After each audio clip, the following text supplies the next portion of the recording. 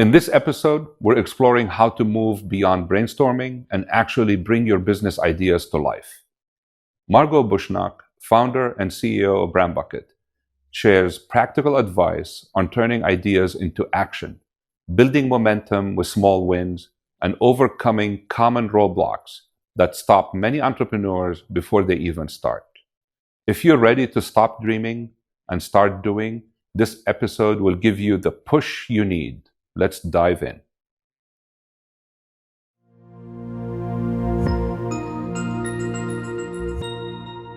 Hi.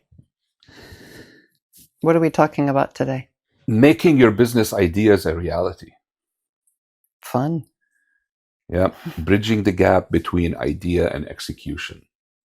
So, why do so many good ideas never make it past the idea stage?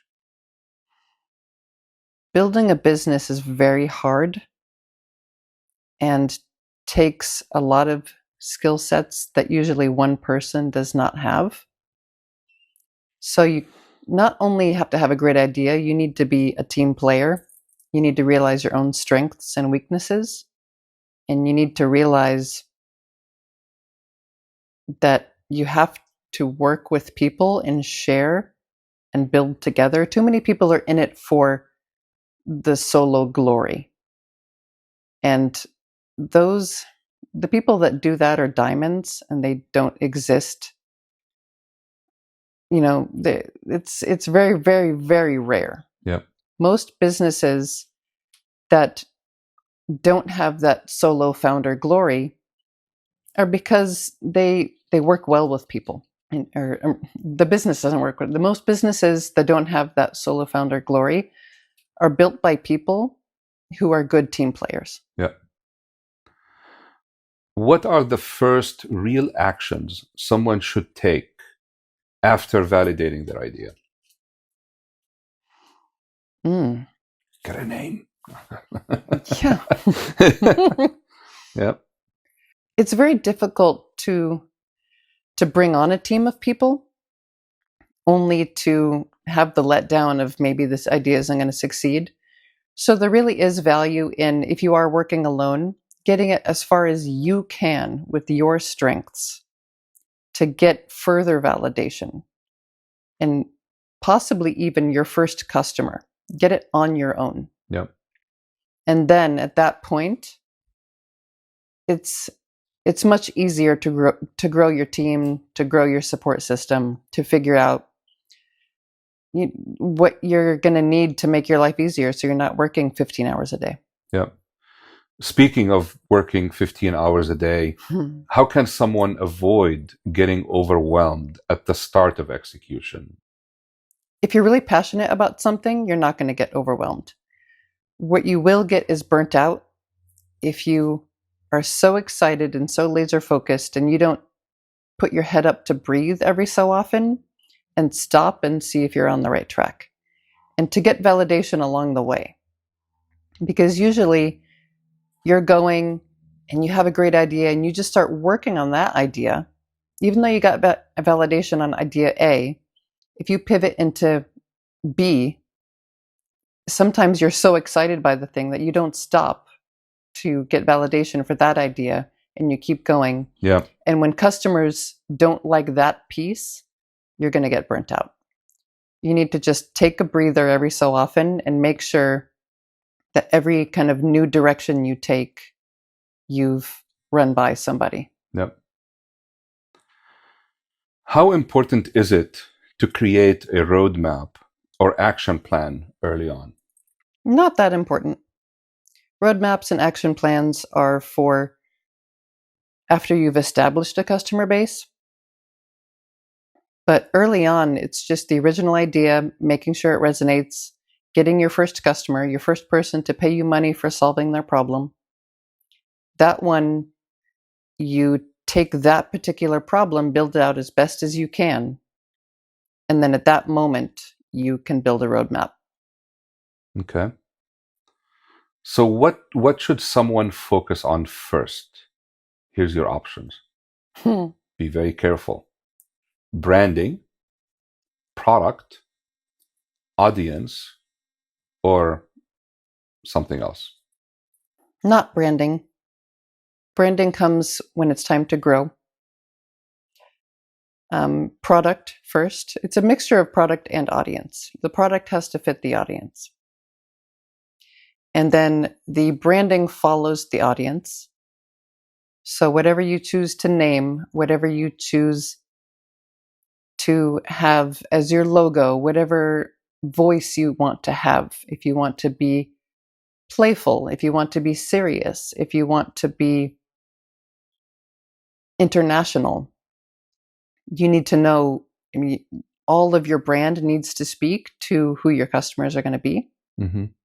But the product comes first, and then the audience is the segment of people that you can convince to buy your product. Yep. What are some ways to prioritize tasks without getting stuck in planning mode? Do what you're good at first. So I'm assuming these are tasks for yourself. Yep. And if accounting is not your strong suit, leave it for a couple months.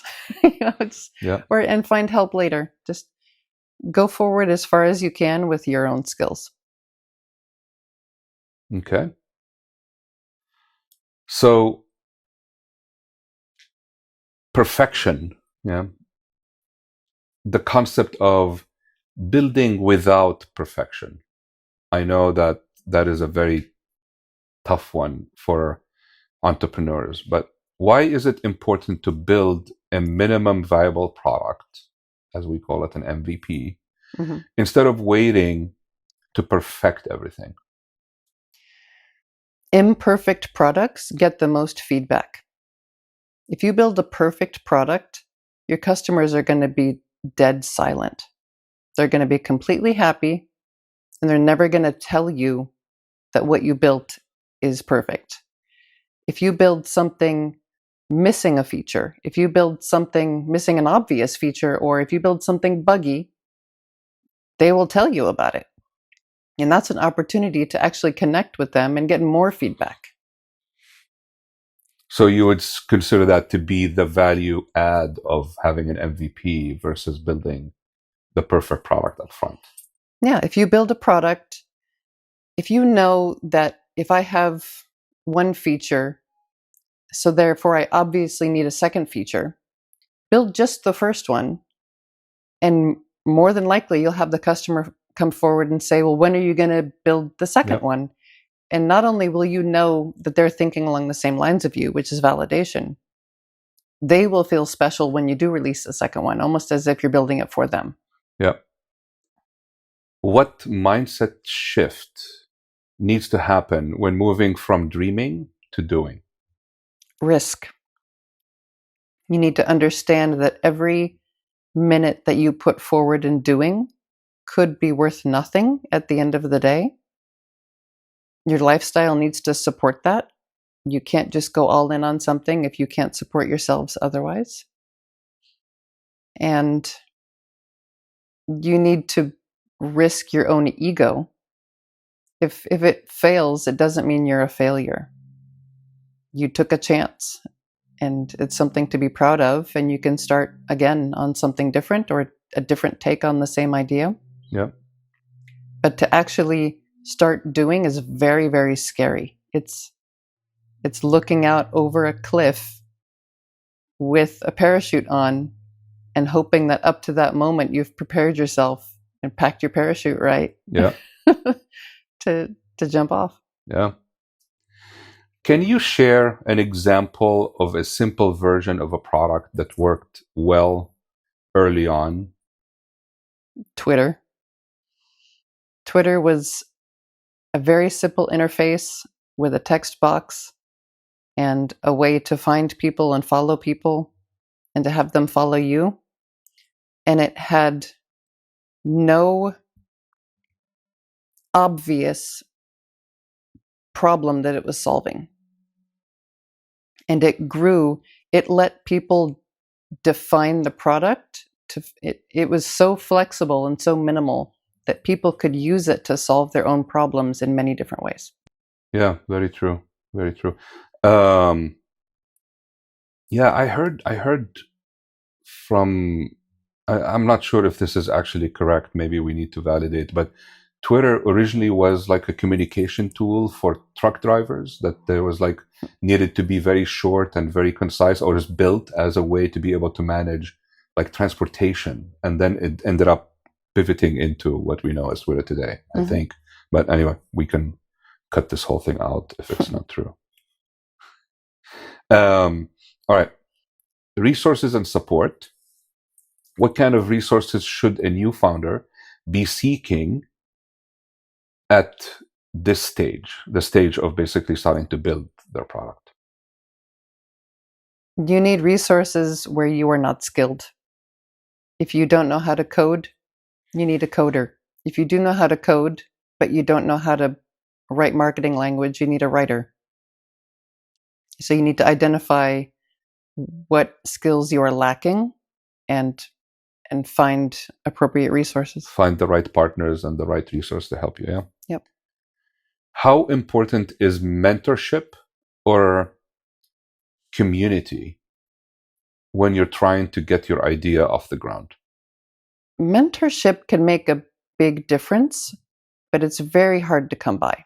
The people who have a mentor should consider themselves very lucky. And it is something that can give you a leg up, but it's not necessary. There's been plenty of great companies that were built without mentors. Community is very important because of that need for validation to be able to bounce your idea off of people. Yeah. So when you're part of a founder network, or if you're part of a Y Combinator class, you automatically have a group of peers around you who are like-minded, who can listen to your idea and give you feedback. But again, it's not necessary to build a product. You can go seek people out in multiple different places and have them listen to you. And all you need to do is listen back. Yeah. What should someone do if they feel stuck, like they don't know what to do next? Get inspired. Watch YouTube, read a book. Just go back to the basics of why you're doing this and try to just feel the joy again. If you've lost passion, get the passion back or change direction. Yeah. Building momentum. What's one thing someone can do today to start turning their business idea into something real? Register a domain name for it. Buy a domain name. Yeah. If you have a name for something, it is very, very real. We've always said that until we can name something, until we can encapsulate it, like the idea as a thing and a solution, until it has a name, it's just a kind of nebulous. Yeah. An ether that cannot be defined. Yeah, it's an indefinite kind of blob of ideas until it's encapsulated with a name, and you've got your Dropbox folder with that name on it. Yeah. How can small wins help build long-term momentum? You have to be in it. You have to be prepared to be in your business for 5 to 10 years. And if you don't stop to celebrate the small wins, the joy is going to leave very quickly. You need to stop and just celebrate, just be happy and actually mark milestones and write them down. Because in 10 years, someone will come ask you, what are some of the big milestones that you experienced? And if you didn't write them down at the time, it's going to be really hard. Your business is going to be a lot different then than it is now. Yeah. And it's like keeping a diary for your kids. You know, you write down the little stuff so that you can remember it. Yeah. And you keep the joy going. Yeah. What's your final piece of advice for somebody ready to take the leap? Have a budget and spend it until you have meat behind it. It's just going to be an idea. If you have $500 to spend, go get a domain name, go incorporate, do something, make it concrete. It'll light a fire in you that, oh my gosh, I've put real greenbacks behind this. I need to get going. Every big success starts with one small step.